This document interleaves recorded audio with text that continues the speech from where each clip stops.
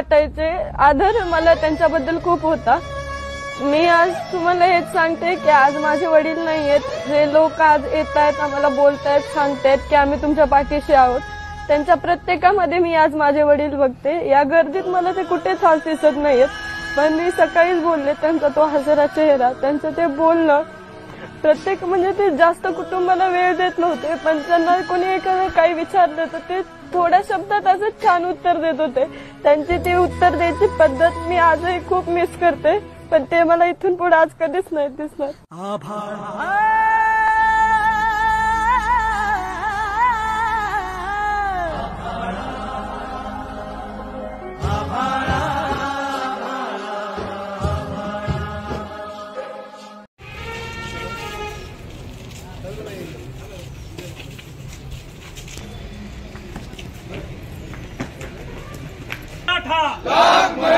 एक मराठा लाख मराठा, जय जिजाऊ, जय छत्रपती शिवाजी महाराज की जय, छत्रपती संभाजी महाराज की जय, भारतरत्न डॉक्टर बाबासाहेब आंबेडकरांचा एक मराठा लाख मराठा, संतोष भैया देशमुखांच्या मारेकऱ्यांना फाशी झालीच पाहिजे, संतोष भैया देशमुखांच्या मारेकऱ्यांना फाशी झालीच पाहिजे, सरपंच संतोष देशमुख यांना न्याय मिळालाच पाहिजे, सरपंच संतोष देशमुख यांना न्याय मिळालाच पाहिजे।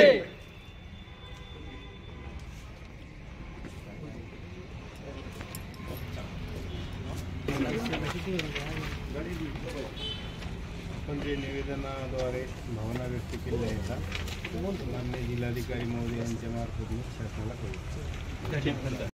वाल्मिक कराड आणि त्याच्यासोबतचे जे काही 7-8 गुन्हेगार आहेत, ते गुन्हेगार आहेत ते सर्व महाराष्ट्राला माहीत आहे, तरी ते गुन्हेगार नाहीत असं काही नेत्याचं म्हणणं आहे, त्याच्यामुळं त्याची नार्को टेस्ट करावी हे निवेदन आम्ही आज तहसीलदारांना देऊन मुख्यमंत्र्यांना पाठवण्यासाठी निवेदन दिलेलं आहे।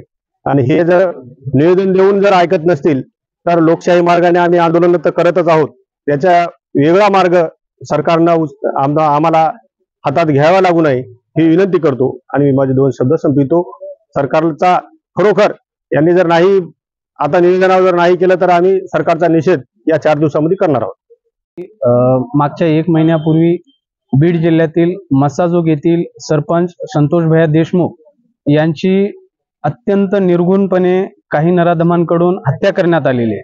त्या हत्याची पार्श्वभूमी अशी आहे की मस्साजोग येथे एक पवनचक्की प्रकल्प आहे, त्या प्रकल्पावर मस्साजोग येथील काही बांधव वॉचमन म्हणून कार्यरत आहेत, तेथील दलित बांधव जे वॉचमन म्हणून कार्यरत आहेत त्या ठिकाणी त्यांनी ड्युटीवर असताना जे संबंधित आता आपल्याला जे आरोपी सापडलेले आहेत ते आरोपी त्या पवनचक्की प्रकल्पावर खंडणी मागण्यासाठी वारंवार येत होते।